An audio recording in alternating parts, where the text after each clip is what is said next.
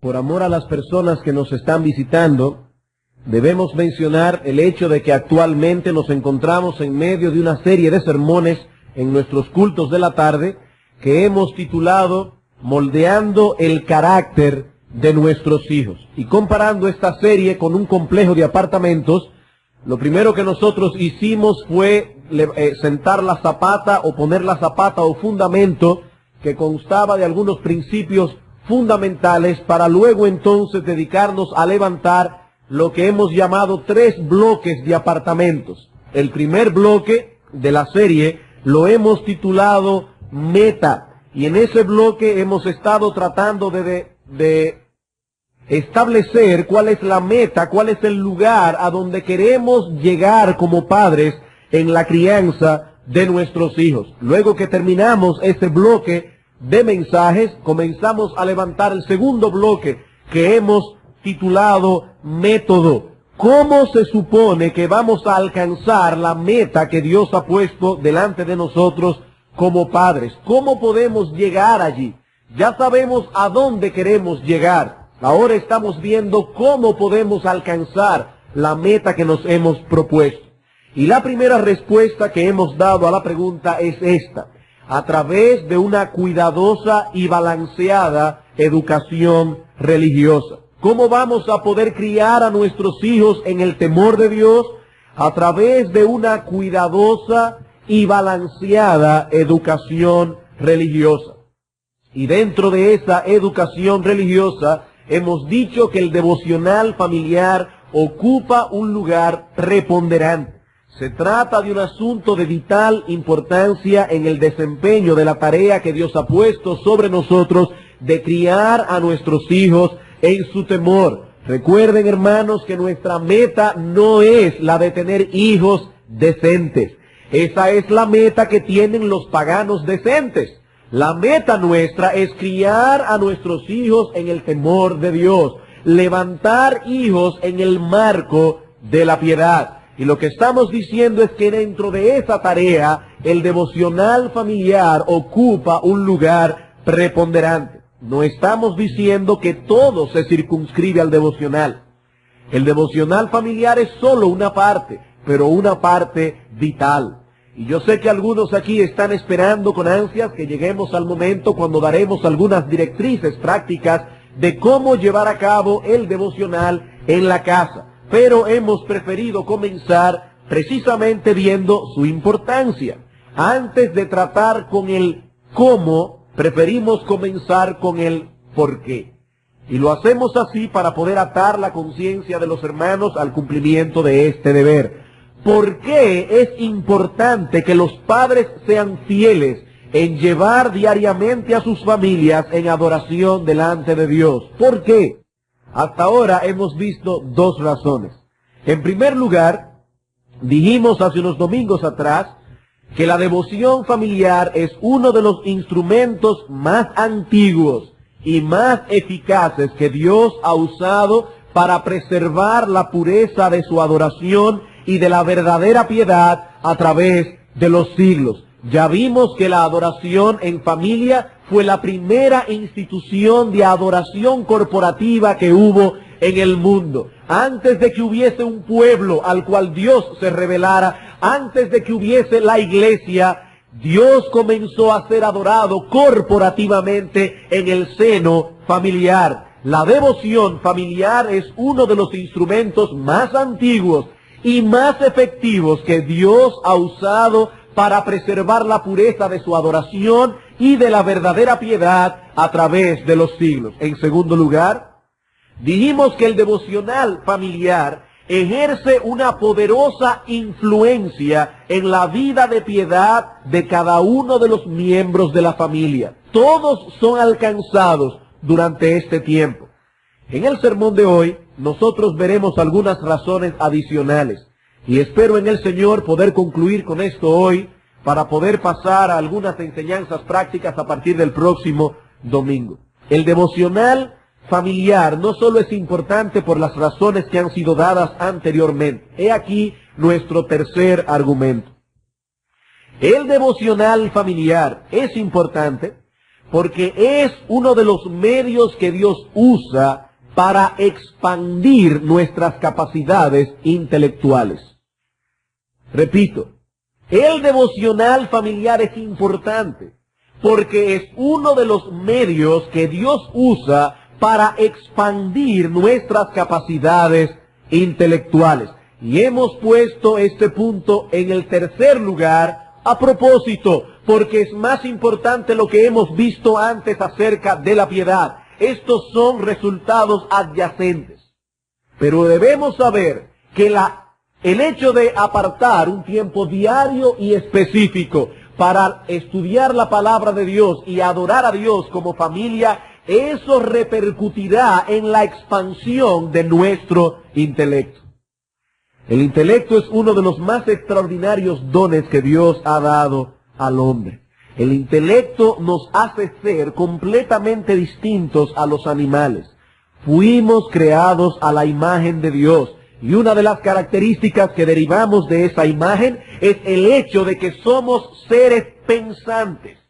Todo lo que Dios ha creado rinde adoración y culto a Dios. Los árboles, las aves de los cielos, las bestias del campo, todo rinde culto y adoración a Dios.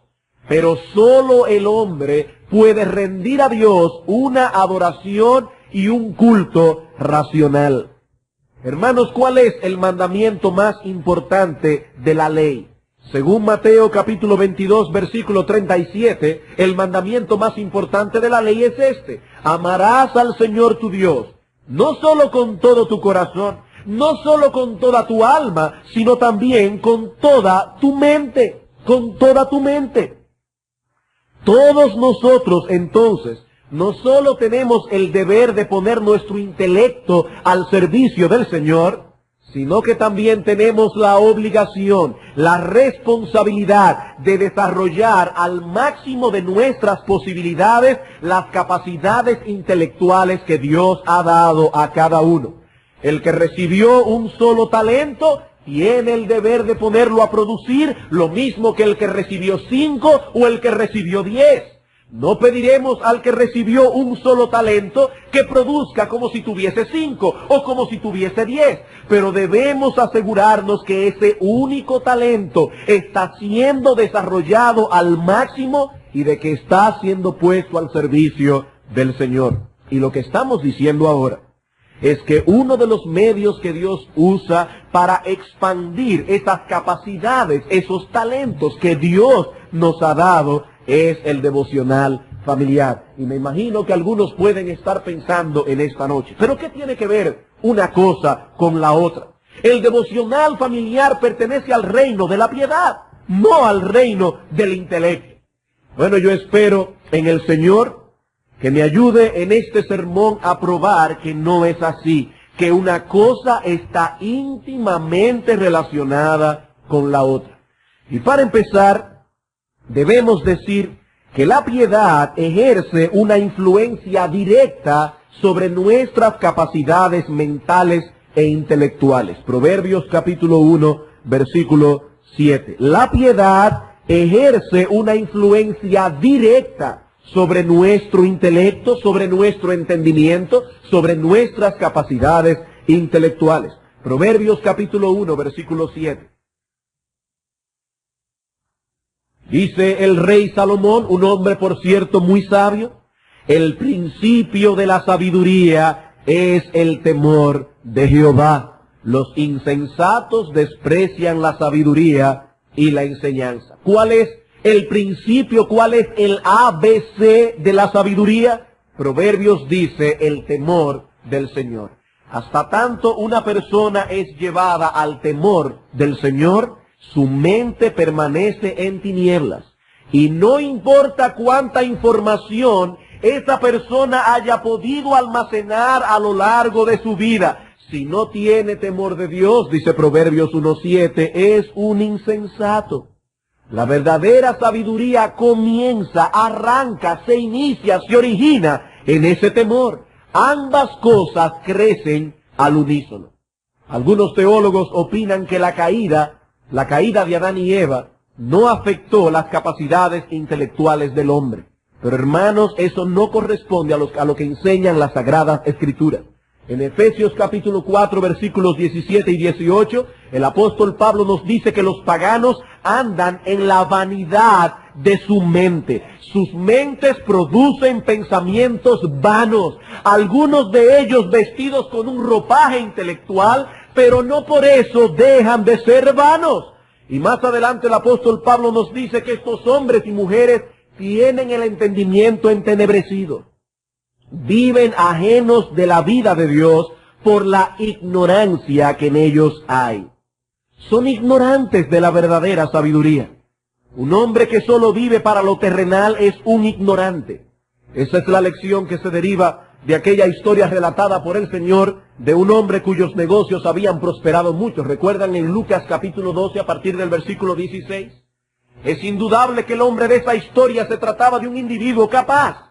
Su heredad había producido tanto que ya no tenía dónde guardar sus frutos. Y a partir del versículo 17 dice la Escritura, y él pensaba dentro de sí diciendo, ¿qué haré? Porque no tengo dónde guardar mis frutos. Y dijo, esto haré, derribaré mis graneros y los edificaré mayores, y allí guardaré todos mis frutos y mis bienes. Y entonces diré a mi alma, alma, muchos bienes tiene guardados para muchos años. Repósate, come, bebe, regocíjate. Pero Dios le dijo, necio, esta noche vienen a pedirte tu alma, y lo que has provisto, ¿de quién será? Así es el que hace para sí tesoros y no es rico para con Dios.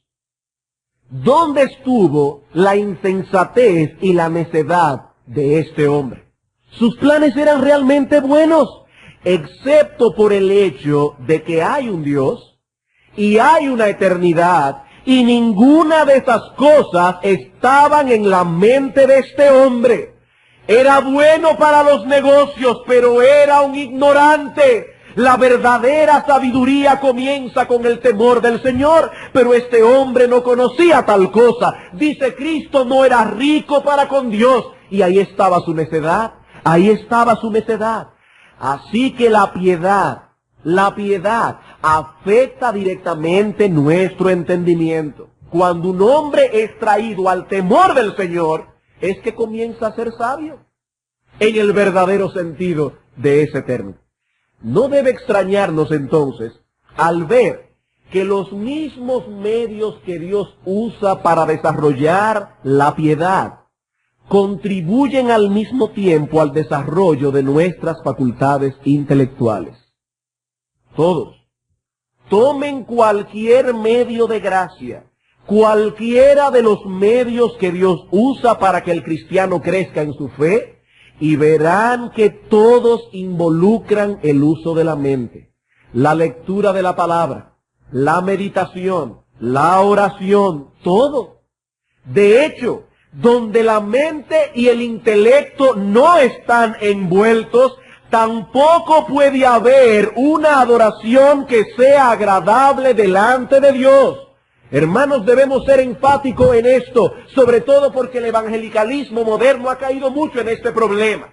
Tenemos muchas iglesias que lo que hacen es masificar a todo el mundo y crear un ambiente de histeria colectiva. La emoción está envuelta, pero la mente y el intelecto es dejado fuera. Esa es una adoración pagana.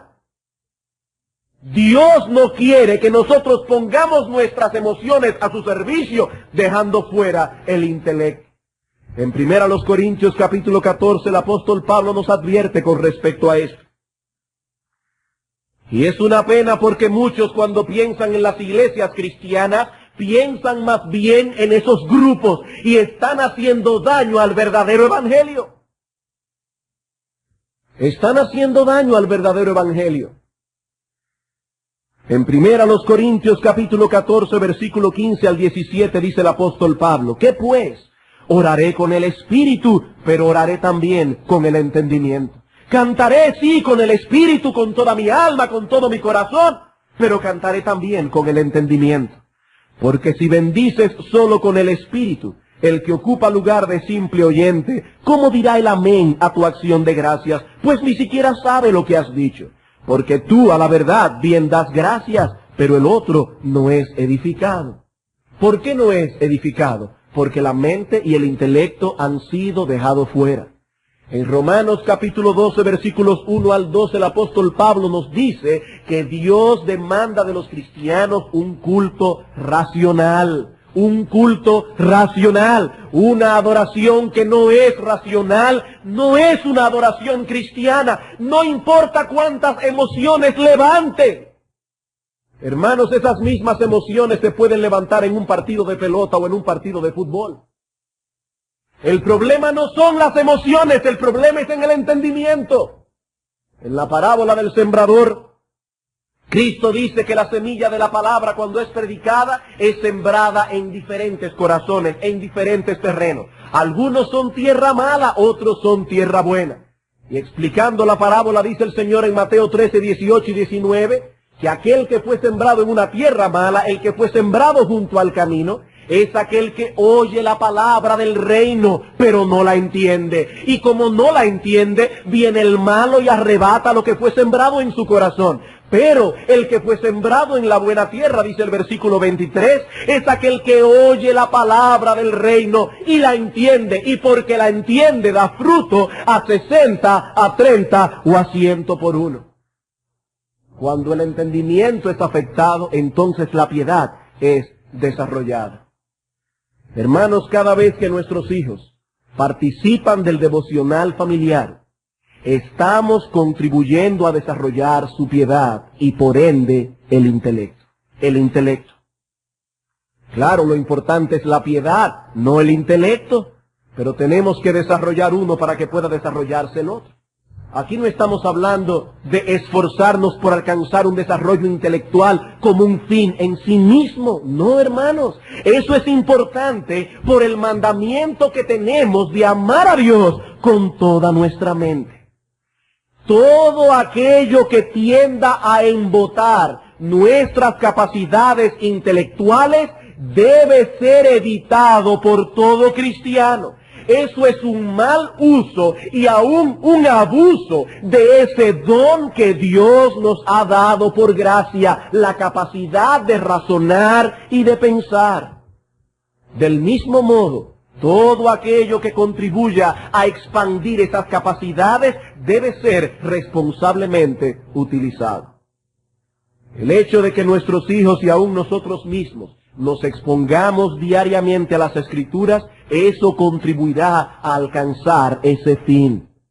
No olviden que esta palabra es la palabra inspirada de Dios, que posee el verdadero conocimiento. Dios ha revelado en ella su voluntad, nos ha revelado su mente hasta donde nosotros podíamos entenderla. Por lo tanto, exponernos a la palabra con regularidad y exponer a nuestros hijos es ampliar su visión de las cosas. Es ampliar su mente. Los que carecen de ese conocimiento tienen una visión muy corta y una visión muy cerrada de la vida. Son personas que no pueden ver muy allá. No pueden ver muy allá. En el Salmo 119, versículo 130, el salmista dice: la exposición de tus palabras alumbra, hace entender a los simples. Y en el Salmo 19, versículos 7 y 8, dice el salmista: el testimonio de Jehová es fiel, que hace sabio aún al sencillo, y al que es sabio lo hace más sabio. Y dice que el precepto de Jehová es puro, que alumbra los ojos. Alumbra los ojos, expande la mente. Nos da capacidad de ver lo que otros no ven. ¿Saben que hay algunas personas que privan en intelectuales? Y nos dicen que la fe es irracional. Yo no creo, porque mi inteligencia no me da para tanto, para eso. No, hermanos, cuidado. La fe no es irracional. La fe es suprarracional. No está en contra de la razón, va más lejos que la razón. La fe nos permite ver cosas que no se ven. El hombre que solo vive para lo terrenal, sus ojos solo pueden contemplar cosas físicas, pero la fe nos da capacidad para ver cosas que no se ven. Las cosas que se ven son temporales, dice Pablo, las que no se ven son eternas. No, la fe no es irracional, la fe es suprarracional. llega mucho más lejos de lo que la razón puede llegar. A través del devocional familiar, nuestros hijos entran en contacto con ese conocimiento que ilumina la mente, el entendimiento, aun cuando ni siquiera saben leer, aun cuando ni siquiera saben leer. Yo no sé cuántos de ustedes han pasado por esta experiencia. Yo no soy muy dado a dar testimonios personales, pero pienso que esto puede ser para edificación. Yo no sé cuántos de ustedes han pasado por la experiencia de oír a sus hijos discutir de asuntos teológicos. Cuando los otros niños están pensando en Batman y pensando en muchas otras tonterías, es interesante ver cómo los hijos de los cristianos que están siendo educados en la piedad están pensando en otras cosas. Y yo recuerdo hace algunos años atrás una discusión que hubo entre dos de mis hijos. La discusión era esta: ¿Dios es justo o es cristiano? Uno decía que no, que Dios no es cristiano porque Él está por encima de eso. Decía, no, Dios no es cristiano, Dios es justo. Hermano, a mí me llena de gozo cuando fueron finalmente al Tribunal Superior a decidir el asunto. Me sentí gozoso de saber que ellos en sus conversaciones estaban hablando de esas cosas. Hermanos, la devoción familiar expande la mente, expande el intelecto. Estamos exponiendo a nuestros hijos al conocimiento de la palabra de Dios que puede iluminar su capacidad de raciocinio. Pero eso no es todo. Hay otras razones por las que el devocional familiar ayuda el desarrollo del intelecto. Piensen, por ejemplo, en la oración. La oración es una disciplina intelectual. Es una disciplina intelectual. Como bien señala Alexander en la obra Pensamientos sobre la adoración familiar que hemos estado citando. Dice aquí este autor del siglo pasado: ningún hombre puede orar habitualmente si no ha podido obtener el control sobre sus pensamientos y si no ha podido cultivar sus facultades mentales. La oración es un ejercicio, es una disciplina intelectual.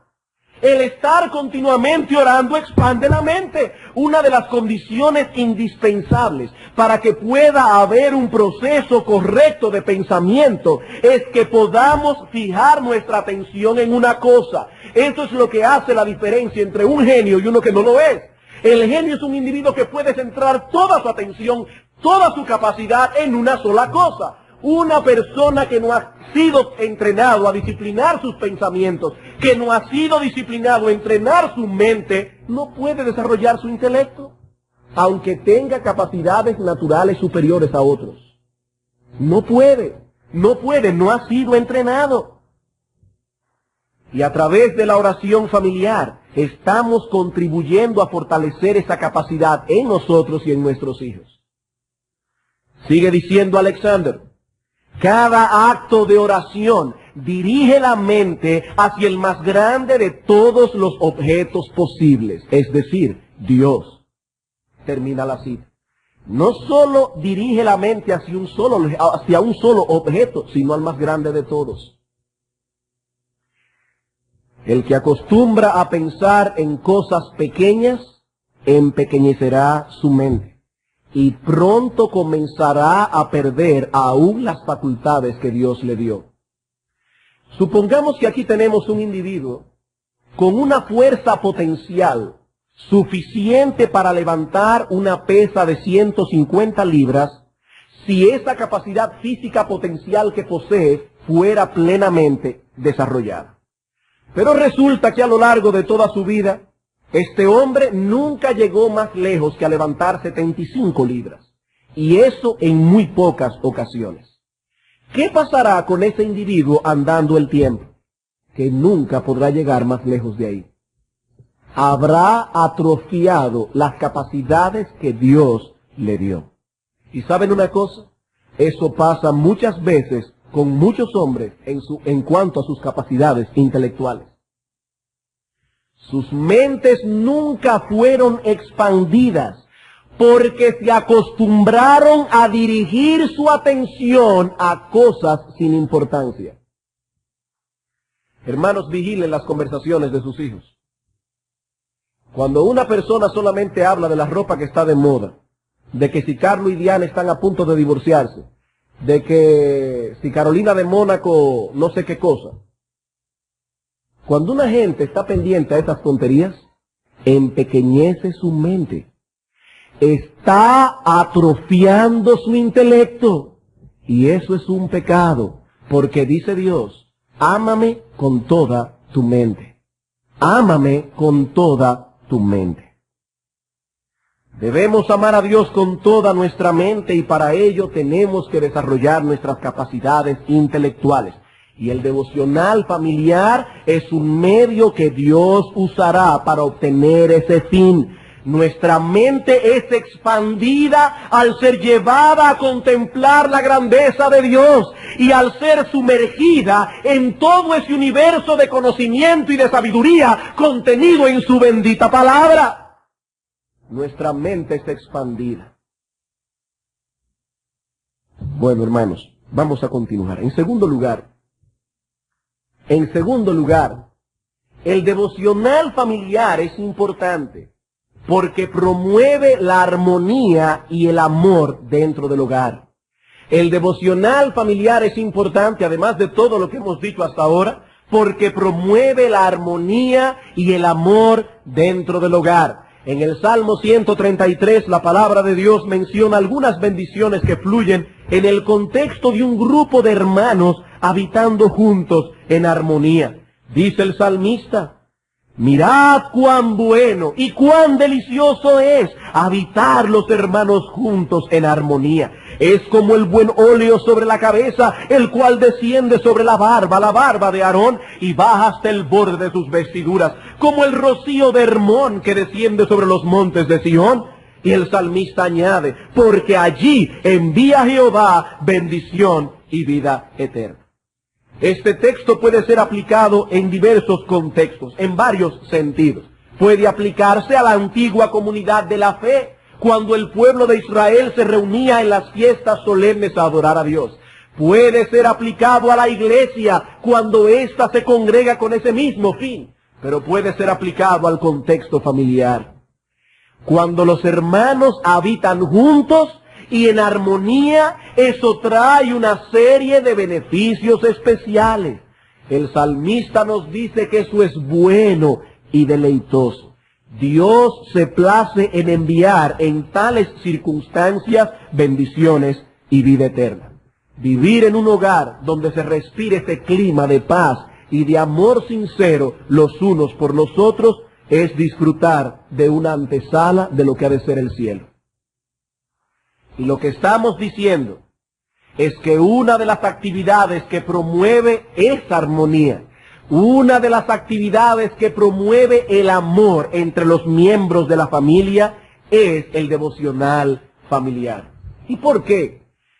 Bueno, en primer lugar, por el hecho de que esta actividad provee un tiempo diario en el que todos los miembros de la familia tienen que sentarse frente a frente y verse las caras. Y es triste, hermanos, sobre todo en la sociedad moderna, pensar en la cantidad enorme de familias cuyos miembros no pueden disfrutar ni siquiera de un asunto tan elemental, verse la cara en un momento del día. El padre trabaja, la madre trabaja, los hijos están en clase de inglés, en clase de piano, en clase de chino, en clase... con tal de sacarlo de la casa y dejar a la madre tranquila. Hermanos, es triste, pero es así, es así. Siquiera tener un rato en el día en que se vean la cara. Pero no es solo eso lo que hace que se promueva la armonía en el hogar. Hay muchas familias que acostumbran a reunirse en diferentes contextos y eso no necesariamente hace que se lleven bien. Más bien cada vez que se reúnen crean un pleito. Pero el devocional familiar contiene ciertos elementos que Dios usa para crear ataduras fuertes unos con otros. Por ejemplo, pocas cosas pueden incrementar más el amor mutuo que el orar unos por otros. El orar unos por otros.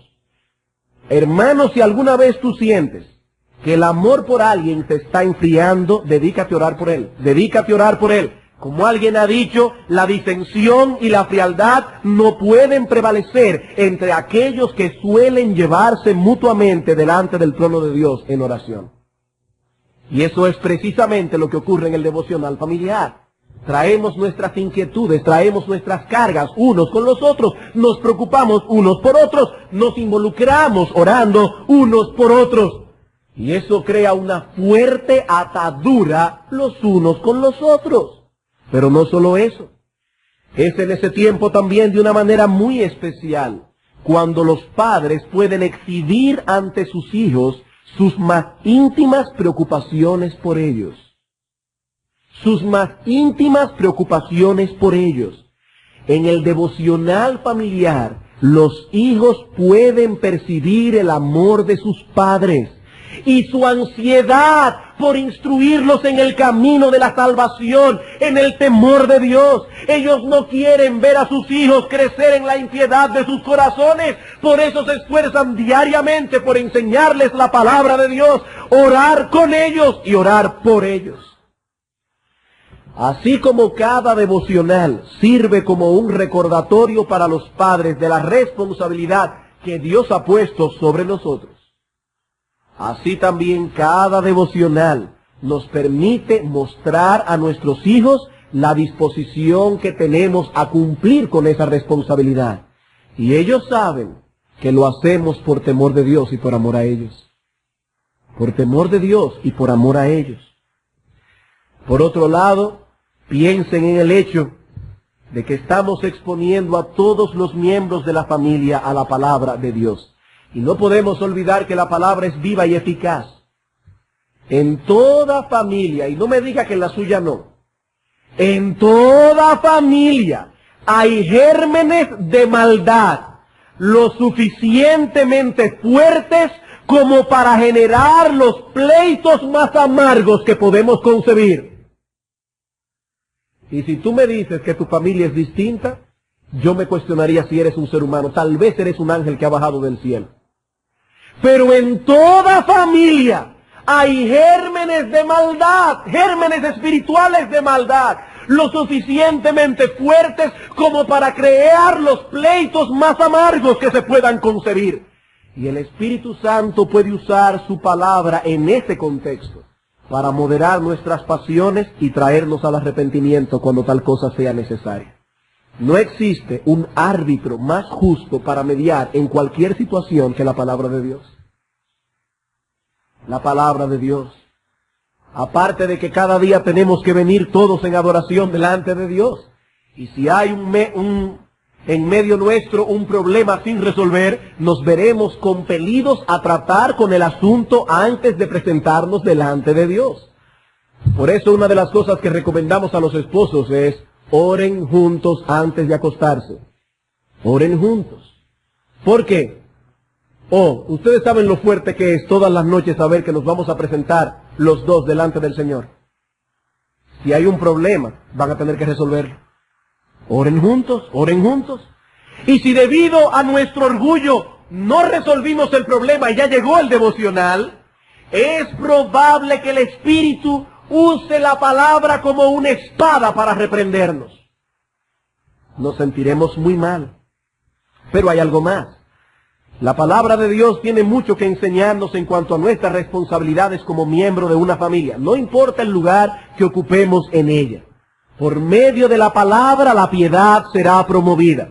Y cuando la piedad es promovida, los padres son mejores padres, los esposos son mejores esposos, las esposas son mejores esposas, los hijos mejores hijos, etc. Y en la medida que eso ocurre, así se acrecienta también la armonía entre ellos.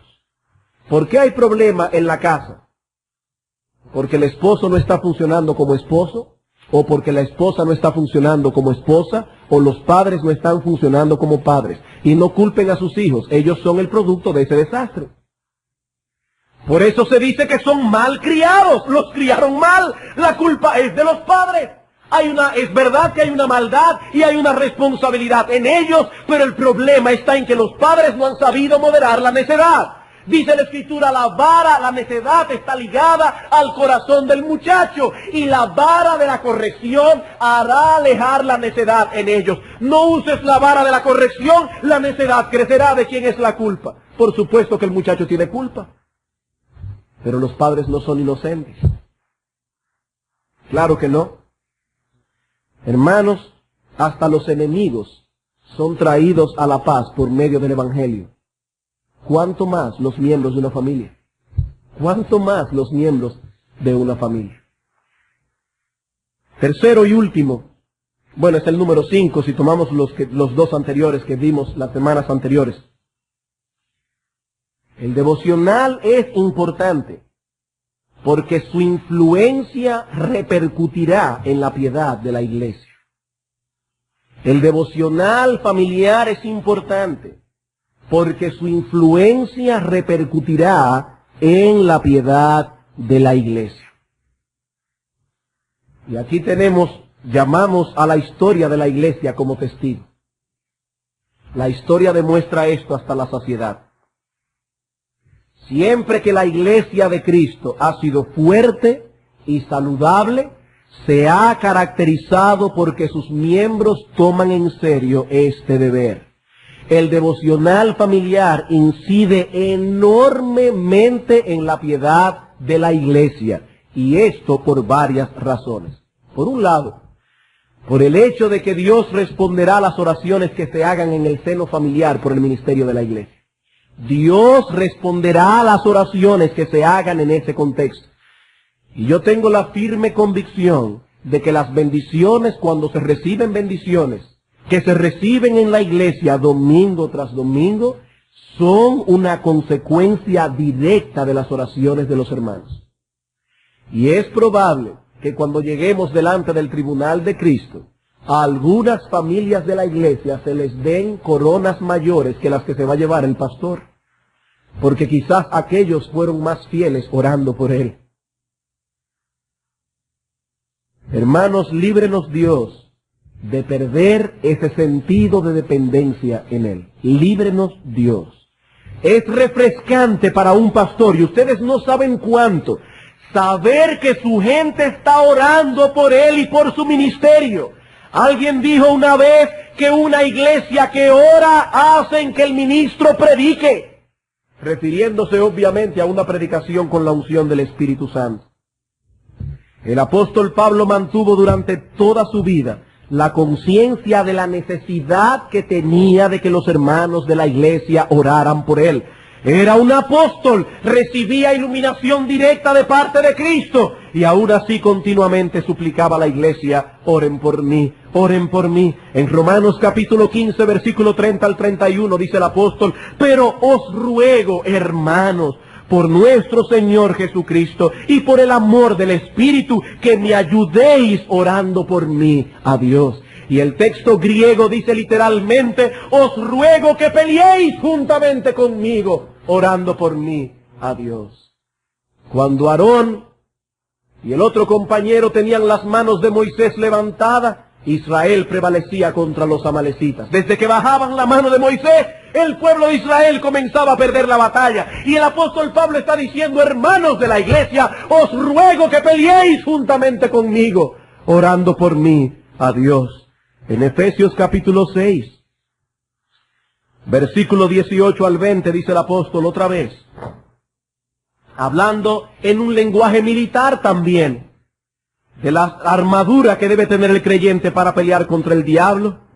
Dice: orando en todo tiempo, con toda oración y súplica en el Espíritu, y velando en ello con toda perseverancia y súplica por todos los santos y por mí, a fin de que al abrir mi boca me sea dada palabra para dar a conocer con denuedo el misterio del Evangelio, por el cual soy embajador en cadenas, que con denuedo hable de él como debo hablar. Pablo dice: hermanos, no descansen en mis capacidades, hermanos, no descansen en el hecho de que yo soy un apóstol. Soy un ser humano débil con imperfecciones. Hermanos, no dejen de orar por mí para que pueda predicar la palabra como debo predicarla. En Colosenses capítulo 4, versículo 2 al 4 dice Pablo otra vez: perseverad en la oración, velando en ella con acción de gracias, orando también al mismo tiempo por nosotros, para que el Señor nos abra puerta para la palabra, a fin de dar a conocer el misterio de Cristo, por el cual también estoy preso, para que lo manifieste como debo hablar. Segunda Tesalónica capítulo 3, versículos 1 al 3. Por lo demás, hermanos, orad por nosotros, para que la palabra del Señor corra y sea glorificada, así como lo fue entre vosotros, y para que seamos librados de hombres perversos y malos, porque no es de todos la fe. ¿Es que acaso el apóstol Pablo no confiaba en el Señor? Versículo 3, pero fiel es el Señor, que os afirmará y guardará del mal. Él está diciendo, yo sé que el Señor es fiel, yo sé que el Señor nos guarda de todo mal, pero yo sé que el Señor ha dado un decreto en su palabra: no tenéis lo que queréis porque no pedís. Pídeme y te daré por herencia a las naciones. Pero los cristianos no solo oran por el pastor en sus devocionales familiares, sino también por todos aquellos miembros de la iglesia que están pasando por alguna tribulación, por alguna aflicción. Y al preocuparse de ese modo los unos por los otros, estamos contribuyendo directamente a la unidad práctica del cuerpo. Nos sentimos atados al hermano por el que hemos estado intercediendo. Y cuando ese hermano se entera que en una casa estaban orando por él, eso llena de gratitud al hermano hacia Dios y hacia la iglesia, porque sabe que se están preocupando por su problema. Hermanos, eso contribuye a la unidad práctica del cuerpo de Cristo. Es quizás en ese contexto de mutua intercesión más que ningún otro, donde se cumplen las palabras de Pablo en 1 Corintios 12, 26 y 27. De manera que si un miembro padece, todos los miembros se duelen con él. Y si un miembro recibe honra, todos los miembros con él se gozan. Vosotros pues sois el cuerpo de Cristo y miembros cada uno en particular. De igual modo, el hecho de que cada miembro de la familia, incluyendo nuestros hijos, se involucre orando por la iglesia, por sus ministerios, por sus miembros, por las dificultades propias de cada congregación, como tenemos ahora la dificultad de que necesitamos un nuevo edificio. Eso hace que cada miembro de esta familia, desde pequeñito, acerque más y más su corazón hacia la iglesia y sienta un peso mayor por cuidar de su bienestar. De paso, una nota aquí entre paréntesis: es esa una de las razones por la que debemos traer a nuestros hijos los sábados cuando nos toque limpiar el edificio. No para que jueguen en ese hermoso patio que tenemos allí delante, sino para que se involucren en cuidar esto que está aquí. Sabemos que este edificio no es más que eso, un edificio físico. Pero dado que es el lugar donde la iglesia se reúne a adorar a Dios y a escuchar su palabra, el descuido de este lugar está revelando un menosprecio a las actividades que se llevan a cabo en este lugar. No es por las paredes que están aquí, es por lo que se hace dentro de estas paredes.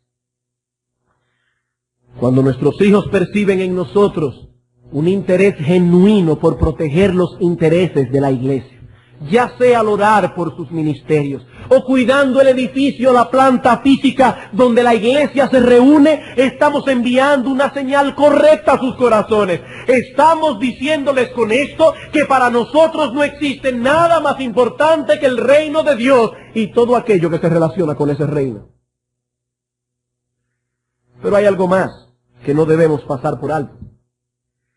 Y es el hecho de que el devocional familiar es uno de los instrumentos que Dios ha de usar para incrementar la piedad de todos los miembros de la familia. Eso ya lo vimos en un sermón anterior. Pero lo mencionamos por esto: en la misma medida en que las familias de la iglesia incrementan su piedad, en esa misma medida aumentará la piedad de la iglesia. Hermanos míos, nunca nos cansaremos de repetir esto: la victoria o la derrota y el deterioro de la iglesia emanará de los hogares que la componen. El apóstol Pablo dice en 1 Timoteo 5:4 que los hombres han de aprender a ser piadosos primero para con su propia familia, no con los de afuera, primero para con los de sus propias familias. Hay muchos que pueden tener cierta apariencia de piedad delante de la iglesia, pero lo que importa es lo que ese creyente representa delante de su esposa, de su esposo, de sus hijos. Cuando un hombre de la iglesia es un buen esposo, y es un buen padre, y la hermana es una buena esposa, y es una buena madre, también son buenos miembros de la congregación, y su influencia se hará sentir en medio del pueblo de Dios. Hermanos, ese es nuestro principal ministerio. Ese es nuestro principal ministerio. Es triste ver cómo hay personas que se involucran en 1000 cosas. Están involucrados en esto, involucrados en aquello, pero no le dan tiempo a sus hijos. No están en sus casas haciendo lo que deben hacer. El apóstol Pablo dice, aprendan a ser piadosos, primero con su propia familia. El que no es piadoso en su casa no es piadoso en ningún lado. Puede tener apariencia de piedad, eso sí, pero su corazón y su conciencia lo acusan de hipocresía. Y si no lo acusan de hipocresía, es peor el caso, porque estamos delante de un corazón endurecido. Estamos delante de un corazón endurecido. ¿Qué dice el apóstol Pablo a Tito? Tito, a las ancianas que sean reverentes en su porte, no calumniadoras, no esclavas del vino, maestras del bien, capítulo 2, versículo 4, que enseñen a las mujeres jóvenes ¿a qué? ¿A qué se supone, hermanas, que ustedes deben enseñar a las más jóvenes, ya sea con su ejemplo o aún con su palabra? A amar a sus maridos y a sus hijos, a ser prudentes, castas, cuidadosas de su casa, no de otro lugar, hermanos, de su casa, buenas, sujetas a sus maridos para que la palabra de Dios no sea blasfemada. Aprendan a ser piadosos, dice Pablo, primero con su propia familia. De lo contrario, tarde o temprano la palabra de Dios será blasfemada por nuestra culpa.